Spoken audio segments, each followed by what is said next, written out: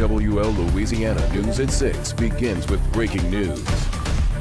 Good evening, I'm Sharice Gibson. And I'm Katie Moore. Big news today out of Orleans Parish Criminal Court.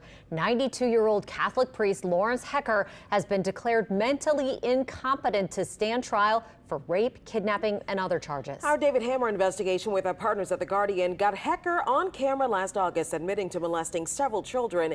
And today, David and Ramon Vargas from The Guardian got an exclusive look at the competency report. David joining us now in studio with more details. David. Yeah, Sharice and Katie, this report is not yet public, but I got to see it and it could have major implications. It declares Hecker incompetent for now and calls for another review soon. And with a 92-year-old defendant, a prolonged delay could keep a trial from ever happening. 92-year-old priest Lawrence Hecker was arrested last September and charged with raping a high school student in a church office in 1975. But in January, he was rushed from jail to the University Medical Center with delirium and a urinary tract infection. Since then, his attorneys have argued he was mentally incompetent to stand trial. You can't try someone that's not conscious. You can't try someone that can't assist their counsel with their defense. Earlier this month, 3 psychiatrists evaluated Hecker to see if he understands the charges against him and can assist his attorneys in his own defense. They found he speaks at a normal rate, he makes good eye contact, and he has a good understanding of the charges against him. But the report says he couldn't remember a series of 3 words 3 minutes later. The doctors say that short-term memory loss prevents him from assisting his counsel. So for now, they say he's incompetent to stand trial.